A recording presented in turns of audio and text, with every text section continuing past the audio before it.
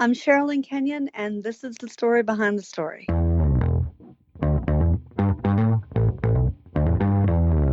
You're listening to the Author Stories Podcast, bringing you the story behind the stories and the storytellers. Margaret White, Terry Brooks, Sheena Kamal, Matthew Quick, JT Ellison, Walt D. Williams, Brad Ford, Corey, Dr. O, Brandon Sanderson, Robin Hahn, Ernest Klein, Jim Butcher, Sherrilyn Harris. Visit hankgarner.com for archives of all the shows. Today's guest is Sherrilyn Kenyon. You're listening to episode 450 of the Author Stories Podcast. Thank you for tuning in for these 4 years that have brought us up to 450 episodes. Today we have a very special show, a return from our friend Sherrilyn Kenyon. She has a brand new book out that I think you guys are really going to love, and I think you'll really enjoy hearing the continuation of her story that she began when she visited us last year. After a word from our sponsors, we'll get right into the interview. Thank you for tuning in. You can find all of the archives of the show at hankgarner.com, and while you're there, please click on the subscribe links over in the right-hand sidebar. You can subscribe on your Android phone, your iPhone, it's Stitcher Radio, anywhere that you listen to podcasts, you can find Author Stories. We're also on YouTube. There's a link over in the right-hand sidebar as well, and you can subscribe there and never miss an episode. Today's episode is sponsored by the AIPP, the Association of Independent Publishing Professionals. If you are an indie author and you need to build a support team to help you format your book, edit your book, get a cover designed for your book, anything that an indie author needs to get their book out there, the AIPP has a member that can help you make your book, your product, the very best it can be. If you look in the show notes at the bottom of this episode, you'll find a link to the AIPP, or go to aipponline.org/members and browse through the member library and find the professional to fill out your team. Like I said, anything that you need to make your indie publishing journey a success, there's a member there to help. It's a very simple website, very easy to navigate through. Go check out aipponline.org/members today and fill out your indie author team. At the end of the show, be sure to stick around for an audiobook clip from Richard Gleaves, the Jason Crane series. Thanks for listening. He enlisted for the money. He stayed for the girl. Gateway to the Galaxy, the new series everyone is talking about, beginning with Book 1, Into the Breach. Frank and Marine Space Corps 1 find themselves across the galaxy in a WWE smackdown with the legions of a boss-level villain. But the party's just getting started. He donned the mantle of a celestial knight to impress a girl, well, an empress. Now destiny's calling in a debt. A lightning-paced military fantasy full of outlandish comedy and impossible situations that will have you hailing for these Marines from the get-go. For fans of Green Lantern and the Stargate universe. Listen to what some readers are saying. This is good stuff. Thanks for the new obsession. I recommend and can't wait for the next book. And the visual pictures and action are amazing. They're getting the band back together. And this time, it's serious nonsense. Pick up the Gateway to the Galaxy series by Jonathan Yanez and J.R. Castle, available now on Amazon.com. There's a link to it in the show notes. Gateway to the Galaxy. Well, thanks for joining me again for the Author Stories Podcast, where I bring you the story behind the stories and the storytellers. Today, I am super excited to have Sherrilyn Kenyon back on the show with us. She was on last spring, March, I believe it was, in 2017 for episode 171. At that time, she had a brand new book out called Born of Vengeance, and since then, I think she's published 28 novels in the last year. Not quite, but you know, Sherrilyn is super proficient and puts out lots and lots of work, and people absolutely love it. So I'm excited to catch up with you again. Welcome back to the show, Sherrilyn.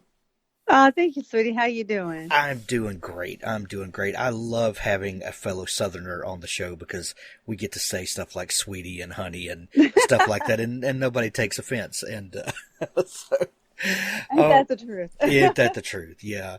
Last year you were on talking about Born of Vengeance, which that series.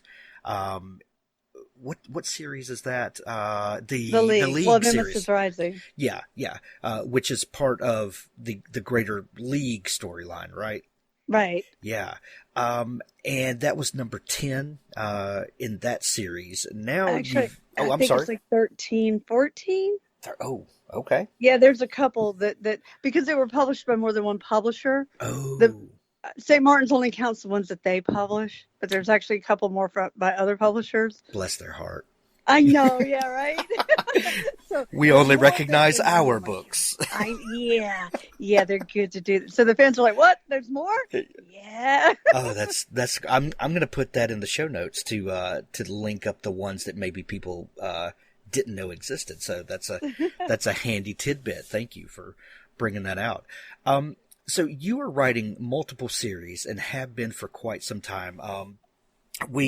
I went back and listened to our last interview again just to remind myself of the stuff we talked about. And you have this fascinating story of your personal history and especially your two grandfathers. And that really, it kind of jumped out at me, the Baptist minister and the shaman. When you look back on your writing, and this prolific career that you've had and all these books you put out, do you see direct connections to your upbringing and your past? And I don't mean are your books autobiographical because we all have little pieces of ourselves and our history and things there, but do you see a connection with this kind of super spiritual upbringing, but in vastly different ways? Do you think that has a direct impact on why and the type of things that you write? Oh yeah, I mean all the time. I think any writer, everything you do is a culmination of what you've been exposed to and of your background. And in my case, definitely because especially I was raised with the one who was a Baptist preacher, so the whole idea of the good and the bad and the demon stuff is what I listened to all the time with him. When he was at home, he'd practice. He was actually a Lockheed engineer, which is a fascinating facet of that, of his whole personality. But, living with him and being with him every single day, his philosophies and all are, no, we differed very much in a lot of our belief systems, but, you can't be exposed to that day after day and not have it influence you and vastly. But, it's that whole, one of the things that really has impacted a lot with my writing was his belief that evil's always seductive and it's beautiful. The whole thing about, we had this discussion when I was very young about the Antichrist, because I'm like, oh, Brandon, why would anybody ever believe in the Antichrist? He's going to be hideous. He's like, no. Let me explain to you, kid. Evil is always the most beautiful thing. The devil will speak with an elegant tongue, and that's what you need to watch out for. Christ was an ugly man because he didn't want you to fall into that trap of beauty. And so you see that like with my Daimons, they're the epitome of all things beautiful. And anytime I have an evil, generally if somebody walks in and they're all that in a bag of chips, watch out. You might as well hear like the Death Star theme, run. So yeah, things like that definitely are a part of my stories because that was so drilled into me as a young woman or a young girl. Well, and those things are part of our kind of our cultural DNA, if you will. We've been telling these kinds of stories for thousands of years, and whether it's in the Christian tradition or whether it's in the maybe Greco-Roman tradition or even farther back to some of the Middle Eastern and Persian empires, that we've been telling these kinds of stories of seduction and these moral dilemmas, and it only seems natural that those things would continue to be told in our modern fantasy stories. These are things that are kind of part of who we are, and probably for a reason. Oh yeah, definitely, definitely. What was one of the first fantasy series that you read that kind of that resonated with you on a deep level that made you think, "Oh, I have to do this kind of thing"? Fantasy, pure Or fantasy, or, or or, horror or science fantasy. fiction, or whatever, speculative fiction, or fantastical thing that removed you from the real world, that made you want to build your own worlds. I have to give props to Roddenberry, and it was when I was real little, and it was sitting around with a group of my brother's friends, and just the way they were talking about Star Trek. And I know this sounds very odd, but I was sitting there, and they were so enamored with the world and the Klingons and everything. And I remember thinking, when I grow up, I want to be God. And I know it sounds weird, but my brain was, I want to create something that people are this enamored of. And of course, I didn't use the word that big because I was little, but just listening to the way that they were at that, and X-Men too, just they were so much invested in those characters and the world and what had been built by another person. And my little brain was like, I want to do that. That's what I want to do when I grow up. I want the people, because I had heard them even then. I had all these little characters and stories in my head. And I'm like, I want to create something that other people love like this. And that's why I think the stories have never been about me. It's always about the people that are inside my head. Well, that was a recurring theme with Roddenberry. A lot of his stories wrestled with that. Who are the creators? Are we as mere mortal people? Do we have that sort of power? Can we affect things bigger than ourselves? And I think that's I don't think that's weird at all that as a kid that struck you that way. Right. Yeah. Because it is. It's just like, I want to create something that lasts. I want to stand on the shoulders of those giants. And I want somebody to stand on my shoulders. And, it's just to be a part of that cog in that greater machine. Yeah. I really find it interesting that Roddenberry and Star Trek were one of your first writerly influences, because your books, even though I think they look like fantasy, and they definitely get marketed that way, they really straddle those genres a lot. And we touched on this a little bit last time we talked, but the fact that your fantasy worlds are part of these whole universes that you have created, these galaxies, and that you really are mixing these genres in a way that maybe some people are not comfortable with, or maybe they feel like they're not able to, but you do it just as if that's just the way that you're supposed to write fantasy / sci-fi / adventure / romance / all these books that you write.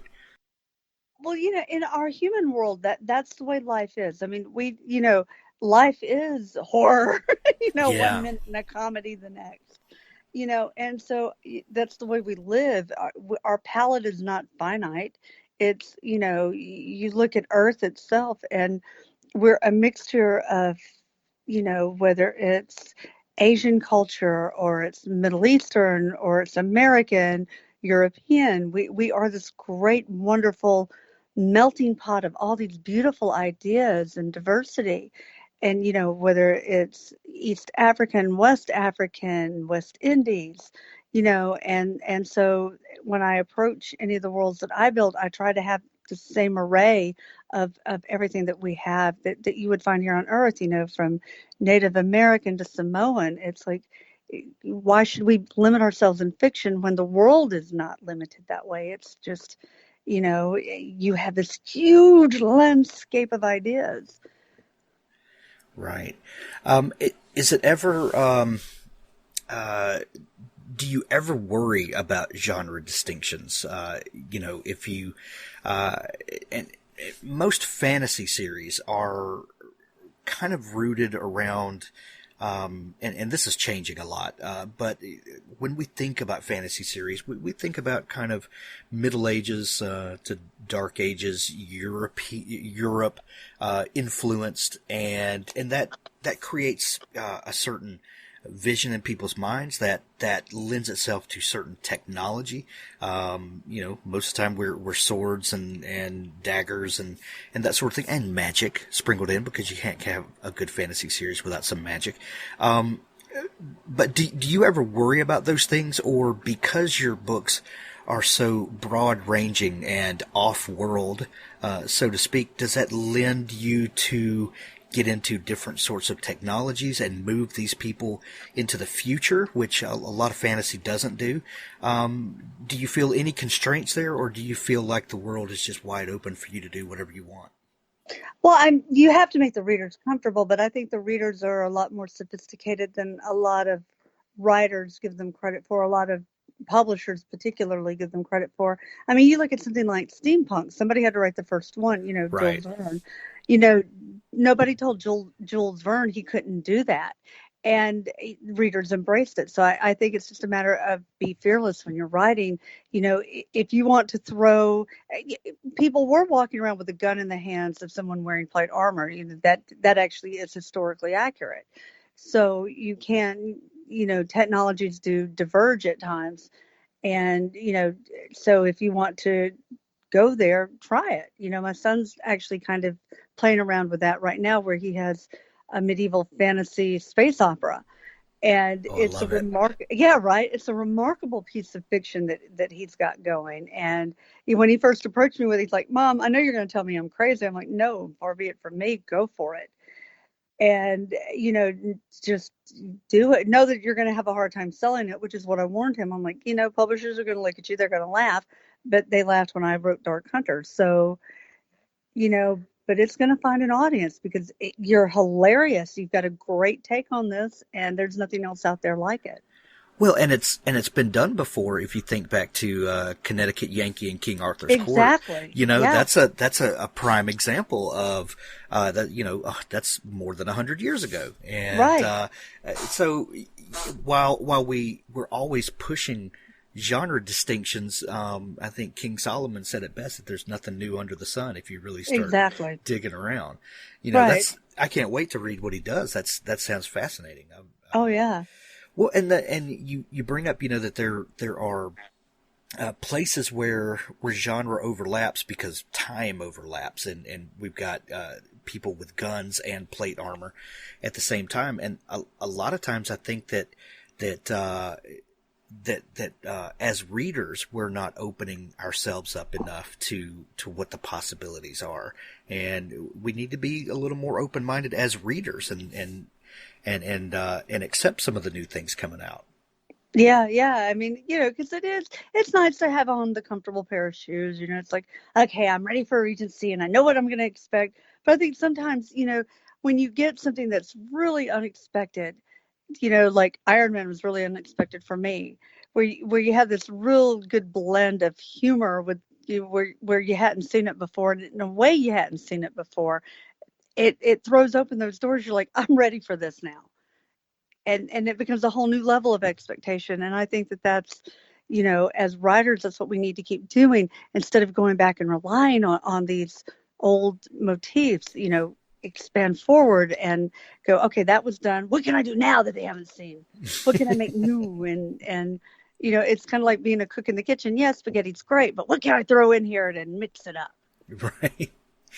Sherrilyn, you mentioned a minute ago that when you wrote Dark Hunter, people didn't know what to do with it, and we're actually here today talking about book number 29 in that series, Stygian. God, I'm old. Oh man, looking back on that first book that kind of broke you in, and them not knowing what to do with it, and now here you are with number 29.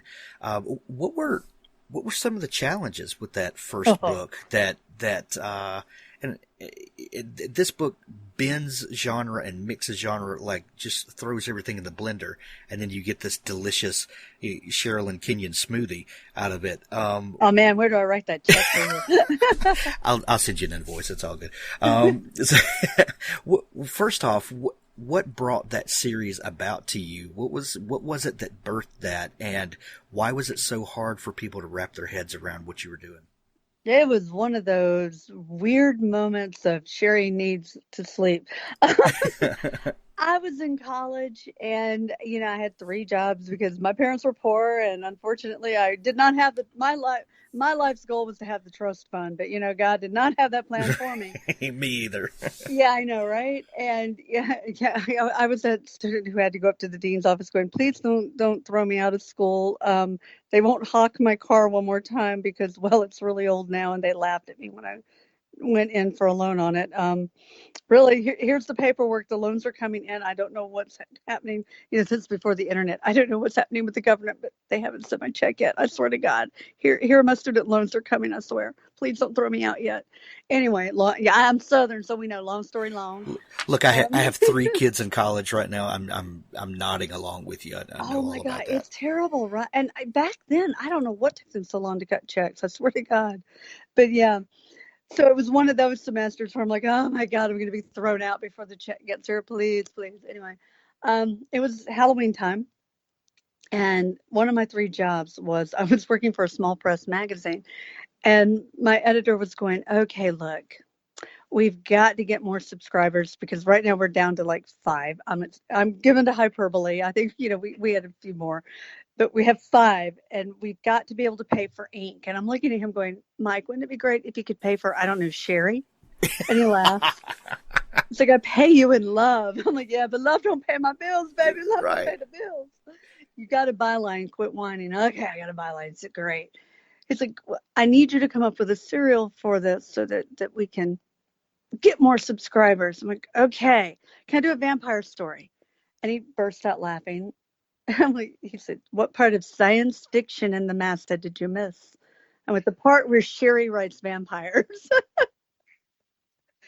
He's like, okay, fine. If you can write something people want to read, I'll let you do it. I'm like, okay, well, whatever. And then as soon as he said yes, I realized I had no idea for a vampire series. Like, okay, well, And so I'm thinking. My other job was I was working for a local, for the paper, and I had been assigned to do a series of articles on origins of Halloween myths. And my brain's thinking, okay, I'm doing my research in the library, and I went to talk to my professor for mythology classics, and I'm sitting there and I'm like, okay, look, I've been doing all the research like I was supposed to do, and I have to go Valley here. I don't know why, but I'm going Valley all of a sudden. And so everything that I've been doing keeps saying that, it goes back to these ancient Greek legends. And so why do you think that it is that nobody, because I'm trying to impress them, and I want an A in the class, and I want to sound like really intelligent. Why is it that you think nobody has ever picked on the god Apollo? Because he's got a plagues, he's got the sun, and I stopped. Because the moment I had asked that question to him, my brain went, yeah, why hasn't no one done that? If you're going to do vampires, god Apollo, Greek mythology. God of sun, God of plagues. Holy God, I have an idea. And I literally got up and ran out of the interview, got to my dorm, and started writing that story that night, the first of the Dark-Hunter short stories. And yeah, next day in class, my professor's like, did we finish that interview? I'm like, no, but I got a great idea for a story, so don't bother me. And thus they were born. So did you publish them originally as a serial for the magazine? Yeah. Oh my God. Yeah, no, they're like, I don't know, probably a couple of hundred. Oh wow. Of the original Dark. They're not the same. I mean, Acheron in those days was a bad guy. Oh. He originally he was the role that is now Stryker was originally Acheron's role in the series. So so in the writing, the tale grows. Oh yeah, and when I decided to sit down and write the novels, which was a couple of years after, it was two and a half years after I started writing the short stories. I looked at the plots and like, okay, now we're going to get serious and do this and pitch it as a novel. How do you? Because it's a whole different format. I'm like, well, okay, we got to shift these around because if you're going to do a whole long series of books, Apollo needs somebody to fight against. And my brain went, oh, wait, the best person to have her fighting against is going to be her harbinger. Ash needs to be, oh, yeah, we need to move him over here to this team. Oh, yeah, that's going to be good. It's like, we're going to shake things up. Oh, yeah, we're going to do that. Yeah, we'll do that. Yeah, oh, yeah. So you're playing Red Rover with your characters. Yeah, and it worked out a whole lot better for the books.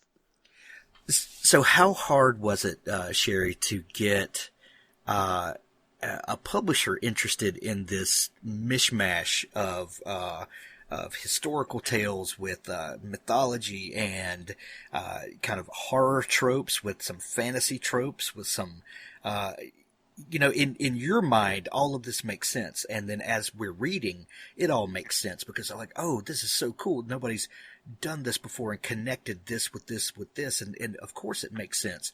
But in the early days when this is all living in your mind and you've gotten this following, obviously, from the short stories you were publishing. But how hard was it getting a publisher to buy into the dream that you had?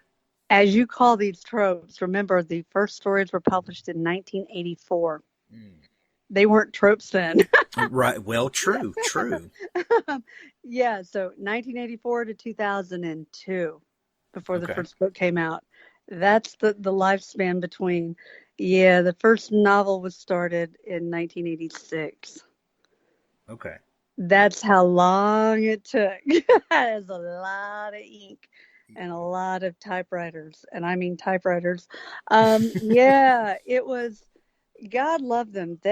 Publishers were just, they had never, ever seen anything like it. They had no idea what to do with it. Because it was such, I would send it to the horror market, and they're like, okay, just because you got demons in it doesn't make it horror. And you need to be sending it to fantasy. And I'd send it over to fantasy. And just because you got magic in it doesn't make it fantasy. You need to be sending this to horror. Well, you need to be sending it to romance. I'd send it to romance. Well, just because you got a couple in here, it doesn't make it romance. You need to be sending this to fantasy. And you're like, can all of you guys just get in a room together and let me pitch this at once? Yeah, no, it was the most frustrating thing. And I'd send it to an agent that we can't market this. Nobody wants this. And yeah, no, it was just like I was caught in this endless loop of, they'll like it, really, I swear to you, but we don't know what to do with it because nobody, and I had one publisher hold on to it for 2 years. And oh, brother. Yeah, no, it was just, and I remember Laura Cifelli used to be an agent at Richard Curtis. She was, and I was one of her first. I was with Richard, and Richard kind of passed me on over to her because he's like, yeah, I don't know what to do with you, and I was like her training author.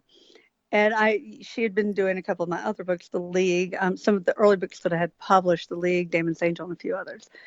And Laura's like, okay, I'm going to try this, and she couldn't sell it. And then when she was an editor over at Dell, she hung on to it for 2.5 years. She's like, girl, ain't nobody ever gonna buy this crap. Great. Thank you, Laura. Thank you. So what was the breakthrough? I mean, we obviously look now and the story is very different. What was the breakthrough that got someone to finally take the chance on it?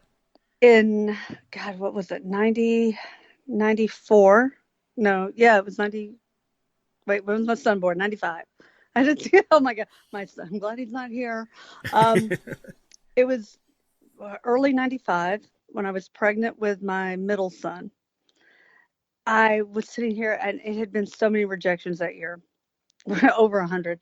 And this is after I'd published 6 books, and I was just determined I was going to sell the Dark-Hunters if it killed me, because at that point I'd been trying for a decade already. And I'm like, okay, what can I do? Vampires, if I get one more, we're not interested in vampires, I'm going to hurt somebody. So I said, okay, we're not going to call them vampires, we'll call them Daimons. I'd had Daimons Angel out that year. I was like, okay, they're Daimons. And one of my brothers, I was growing up, well, he's a cousin brother because I'm Southern. I actually get that reference. Yeah, right? I actually get that reference, yeah. He grew up in my house, so he's more like a brother than my cousin. But Right. anyhow, so my cousin is named Damon, so it's a double dig. So we'll call him Daimons. It'll piss off Damon. I get a bonus round. Um, it makes sense because it's Greek based. We'll change vampire to Damon. Publishers won't notice, right? Right? Okay, we'll do that. That's one change. So we'll quit calling them vampires. Maybe they won't realize that it's almost a demon, but not quite a demon. We'll make that change. Okay, that'll make it a little easier. That didn't work. It's still like, nah, we're still on to you. We got it. We're not that foolish. I'm like, it was a try. Then I thought, okay, what else can I do? I decided I'd take a minor character, which was Julian of Macedon. Okay, he's a Greek general. He's not quite a dark hunter. He's a secondary character. We've used him. He's been an oracle all this time. We'll pull him out. He's related, so if they like it, I can go back and add the dark hunters in. We'll write his tale, which at the time was called Saving Grace. Okay, we'll do his. I'll pull him out, segregate his story. That way, if they want it, we got more. If they totally hate it, I haven't lost the whole series to somebody because I lost control of the League series for 21 years to a publisher. I didn't want to make that mistake again. So yeah, and it worked. Well, not as easy as it sounds. It still took a couple of publishers, and it was one of those things where after I don't know how many had said no to it, including St. Martin's, had said no to it like, I don't know, 2 or 3 times already. I had a girlfriend who was in a bidding war with St. Martin's and a couple other publishers. And she's like, look, I'm telling you right now, I'm pulling out of this. They're really hot and heavy for me, but I'm telling them no. Okay. And I called up my agent at the time who really didn't want to represent the Dark Hunters. I said, look, she's pulling out. They want her books. Well, we write very differently. I have the humor. I've got the paranormal stuff. That's what they wanted her books for. Send it in, try it. Because when she pulls out, they're going to be like, well, we'll show you it's somebody else. And it worked. Oh, that's amazing. That is yeah. so funny. Then suddenly, we've not seen this before. And it was the editor who had actually rejected it 3 times. So there you go. Oh my gosh. That's, yeah, those stories are the best. So so all of that, and now we are here at book 29, Stygian. What's going on in the world, and what can we expect from book number 29? Well, the good news is my cousin is still talking to me. So hey, my brother cousin. Good or bad, depending on which holiday it is. That is true, and his mood, but. We finally get to go. I went a little into the bad guys in a couple of books, like Medea's book. I never remember the names of the actual books. I remember them by the characters. Medea's book, Dragon. I think it was Dragonsworn. And in Stryker's book, oh gosh, Stryker, what was your book? One Silent Night. So we went a little into the bad guys side, loosely, not as deep as I had wanted to go because a lot of Stryker's book hit the cutting room floor because at that time, the editor that I had, there was just a lot. They were like, nah, take that out because you're making him look too bad. He's too bad. Okay. I know. I'm like, I want them to appreciate how evil he is. And he's just, they don't need to see that. So anyway, but in this one, we go back to, we do in Stygian what we did with Ash and Styx, where you go to the very beginning when the curse starts. And so you see what it was like to be that first generation of Apollites who, hey, I'm out in the sun, life is good, and the curse comes down. And what it's like to wake up the next day and you can't go into daylight, you can't taste food. You can't, everything has just crashed down without rhyme or reason, and you did nothing to deserve it. And what it's like to watch your children, your family die, and to see it through Urine's point of view, and to watch everything he loves just one by one, And the thing about him, though, that's very different from Styx and from Ash is he's not that tragic character. This is somebody who was loved and treasured as a child by more than one set of parents. He was a character that was wanted. And so it's a whole new, very different, unique perspective of everything. Gotcha. That's do you? I mean, this is book 29 in the series.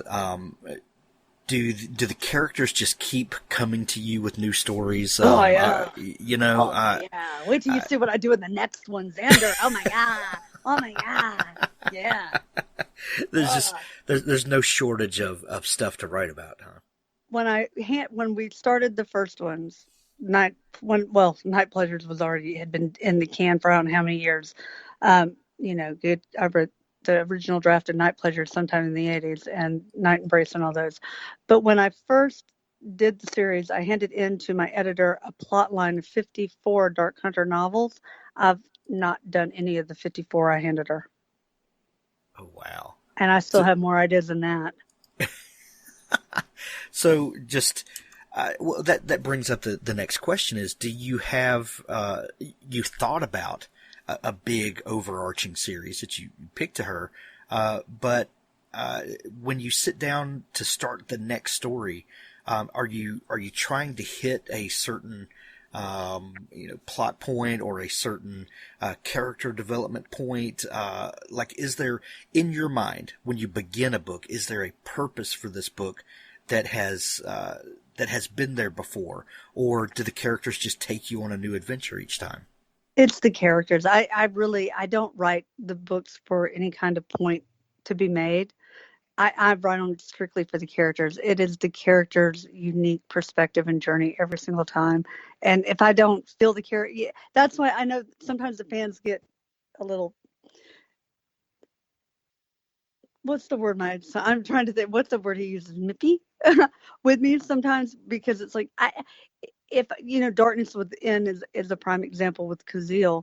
If I don't feel that character, the book was written, but if it's not my best, I won't bring it to market because I don't feel that's fair to the reader. I don't want to do that to you. They deserve only the best, and I can't. They need, that's my guarantee to you. I hate when a reader doesn't like the book. It breaks my heart because, I put everything I have into every book. And, I take my time, contrary to what the Amazon reviews say, I take my time with every single book. Nothing's ever rushed. Because, my name's on that book. That's my guarantee to you guys. And, I take this is my life. Every single book is my lifeblood. That is my child I'm giving you. And, so no, I take it very seriously what I do.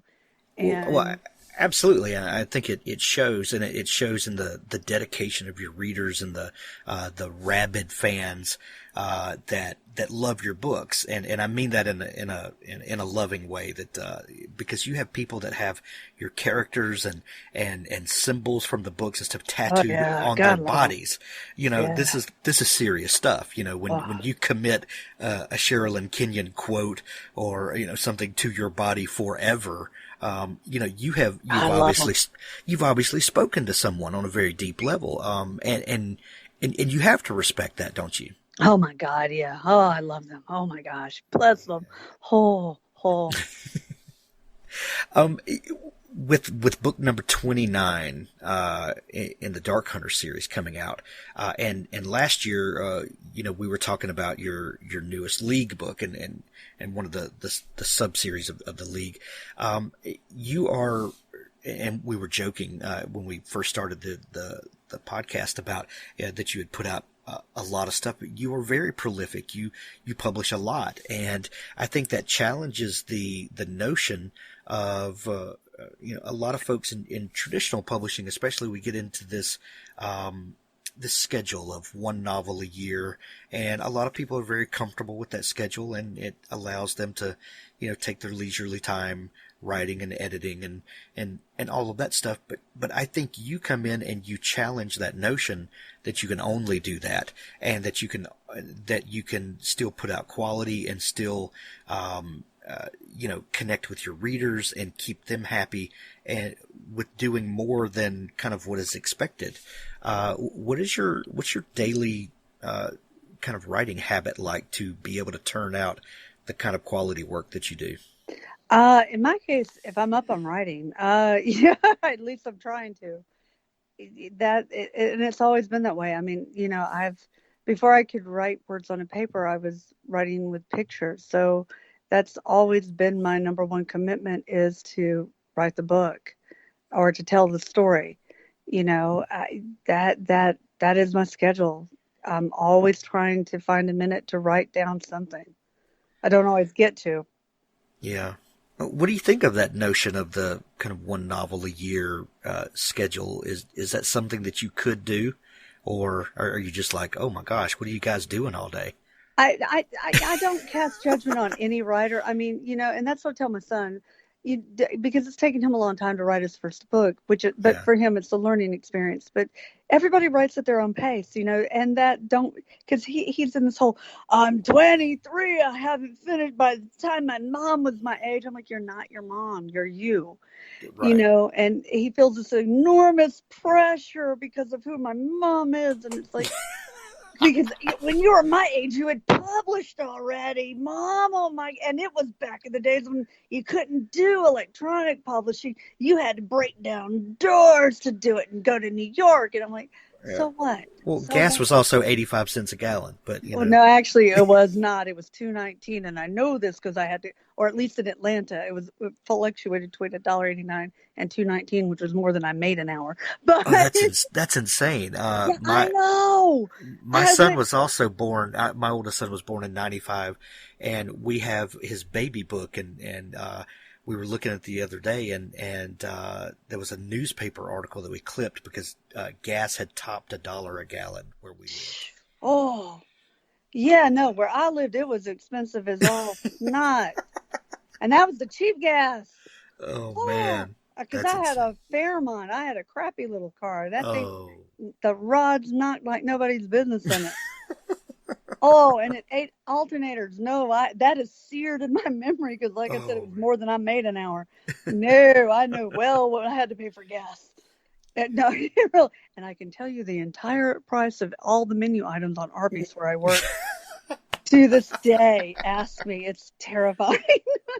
Oh, that's so great. That's Things so you great. never forget. Ever, ever. So you are juggling multiple series at a time. The League, the Dark Hunter series. You're also writing.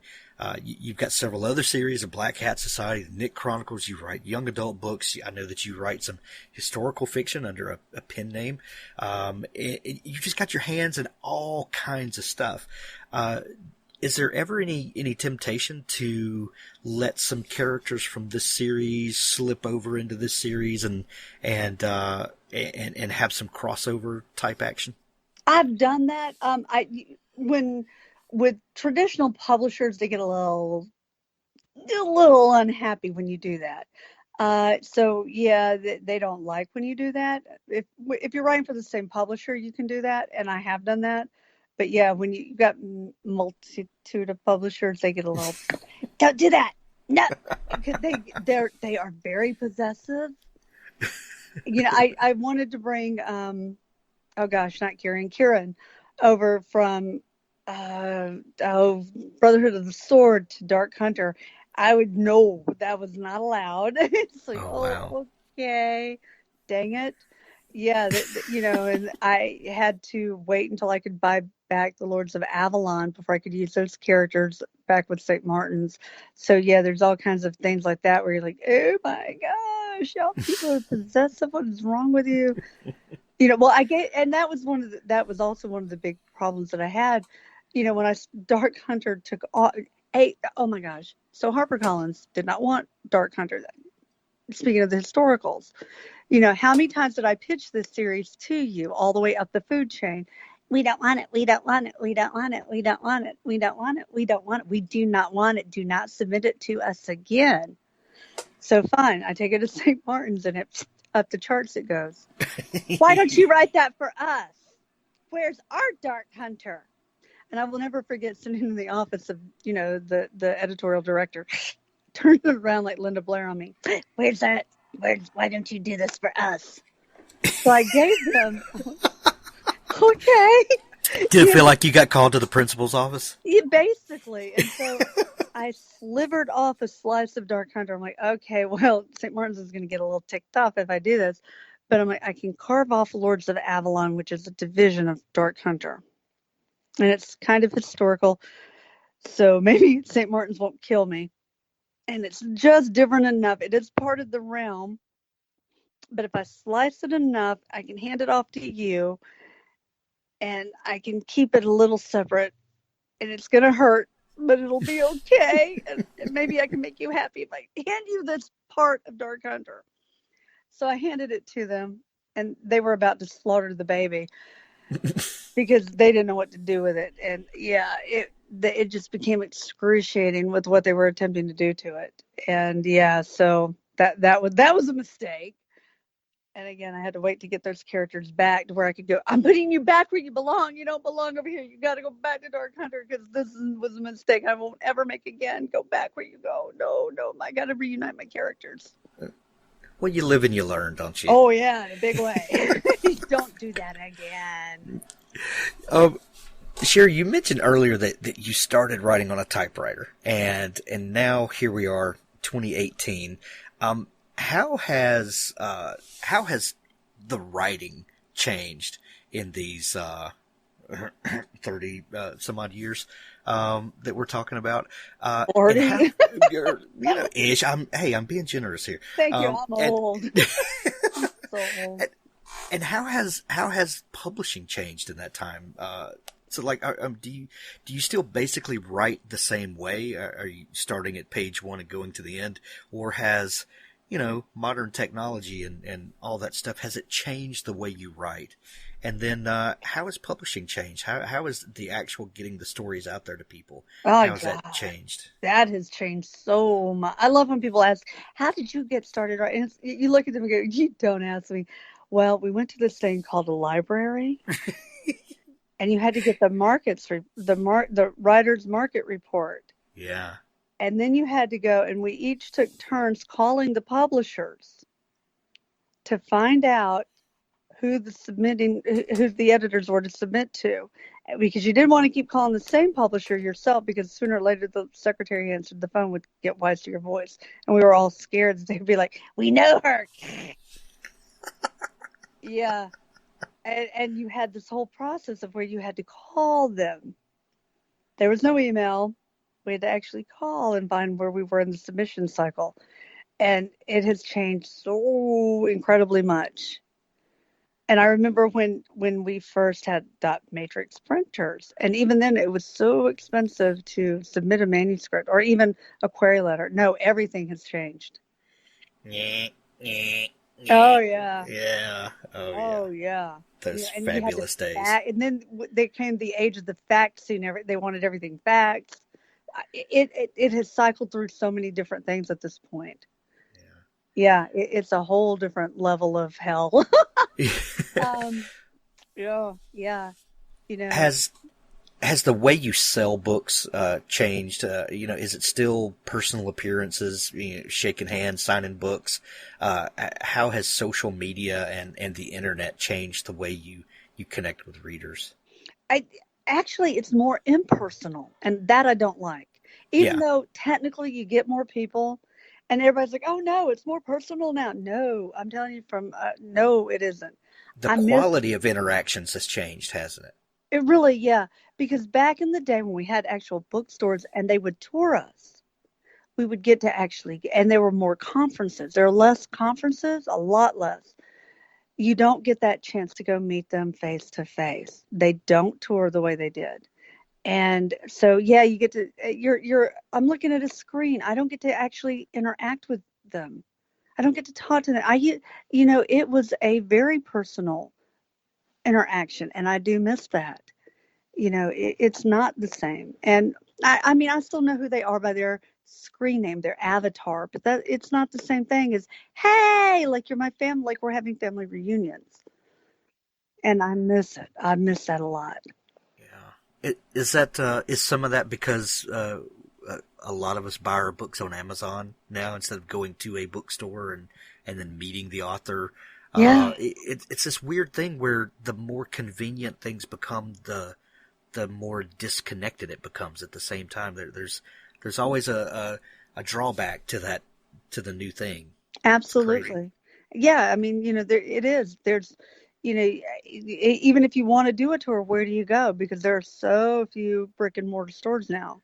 It's just hard to, come to Boise. Where in Boise? There's no place to go. Right, to the Waffle House. Yeah. I mean, it really, but back in the day, they had book departments and stores to where we could go to play. And I know it sounds weird, but one of my first tours with a couple of authors, the publisher actually paid to tours at things like grocery stores. Because remember back when they now have a tiny little section, but they used to have full on book sections. Oh yeah. But they don't have those anymore. And they'd tour us and they'd set us up there in the book sections of Walmart, which we haven't done in a long time either. But, oh gosh, I can't think of the name of the drugstores too, but oh gosh, the Winn-Dixie, there we go. The Winn-Dixies, Kroger, Publix, and places like that, they don't do that anymore. I've heard of authors touring like Sam's Clubs and Costco's. Yeah, we did lately. those too. Like those are the places that have kind of booming book sections, which is weird. But hey, follow the market wherever it is. But in the case of that, you have to have a membership, so it's still not the same thing. It is, yeah. It's still exclusionary. Yeah. So bizarre. Well, hopefully that. I hope that we have a resurgence of great bookstores and that people miss the interaction that they used to have. But by the same token, thank God for Amazon. It's enabled some people to sell a lot of books, and right. It's I don't know where you come down on that. It's a tough thing, but no, it is because I've lived in areas where the nearest bookstore was 2 hours away because right. I lived in rural Mississippi. And when you're living in a place like, Starkville or Columbus, Mississippi, where the nearest bookstore is literally Tupelo or Alabama, yep. You needed it for things like that because you couldn't get a book otherwise. Yeah. We live south of Starkville, and two of my kids are in school at Mississippi State there. Oh, so, yeah. I know. There. I am there. I know exactly what you're saying. Oh, yeah. Well, what did you teach there? I taught creative writing. Nice. Yeah. Nice. Yeah. I didn't know that. How Yeah. Small world. So crazy. And I taught at the W. Did you? the women's college in Columbus. Yeah. What a fantastic school. Yeah, it was great. That's why I sent one of the books there. Nice. My baby was born at the Golden Triangle. Really? Yeah. How about that? Man, talk about small world. Right? Yeah. It's a good place. It is a good place. There's no. I moved there thinking, hey, it's got a mall. It's okay. I now know go into the mall because it was just the hall. There was not really a mall there. Yeah. They take me out. Yeah, when you can land an airplane in there and not hit anybody, it's probably not. Yeah. Yeah, the mall was empty. Next time go into the mall. Don't just drive by it. Go, oh.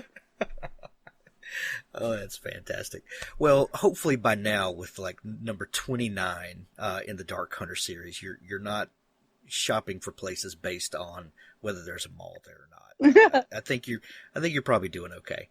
Some days. So yeah. Some days are better than others. So what's up next? So Stygian is out.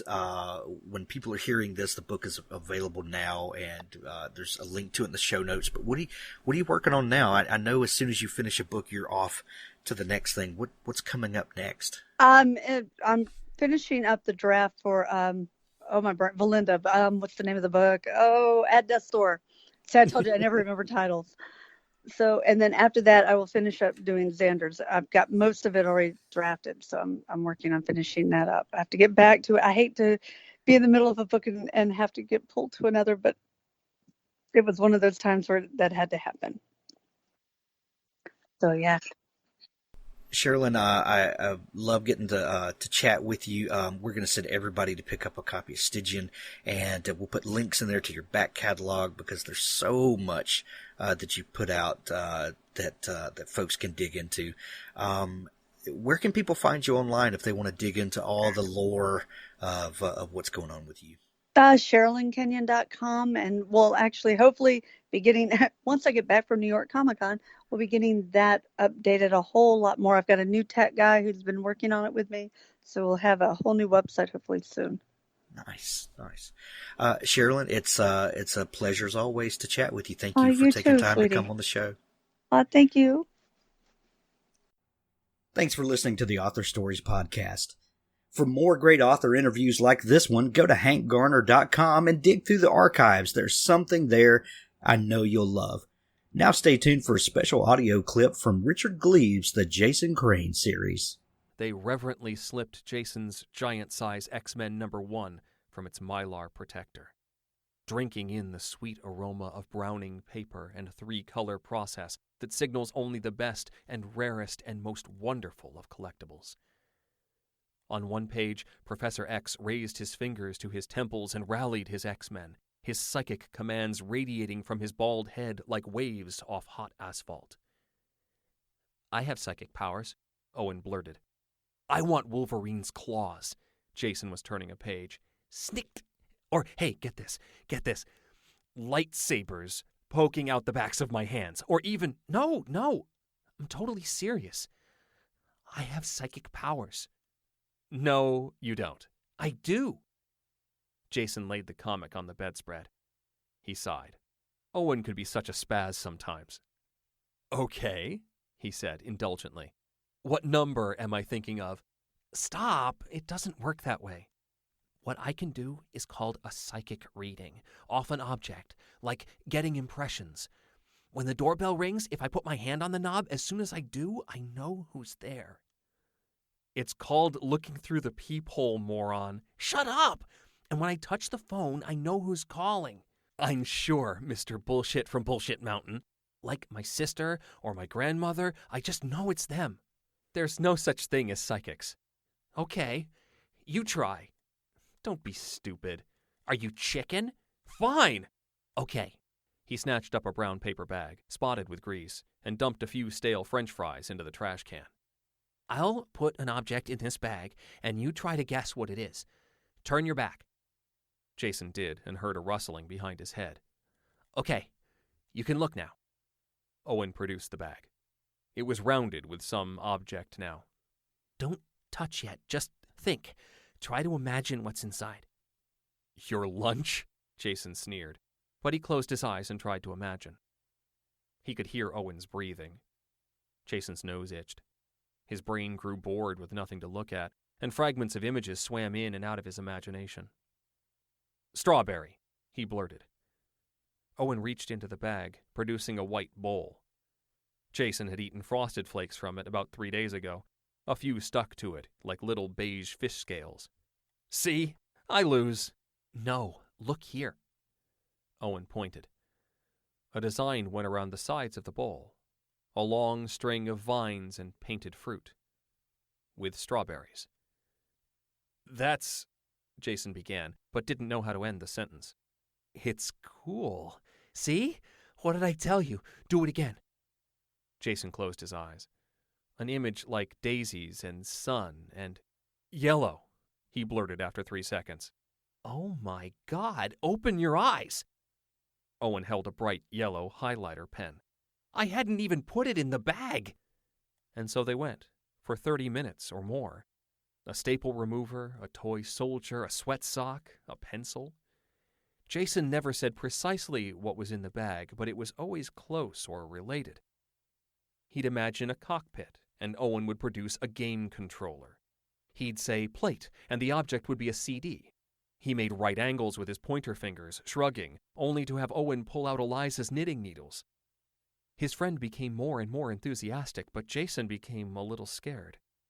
"You have a real gift," Owen said. "You're like brilliant." Owen babbled for a long time about astral projection and ESP, how Jason was picking up signals from Owen's own psychic powers, which had obviously been doing the broadcasting.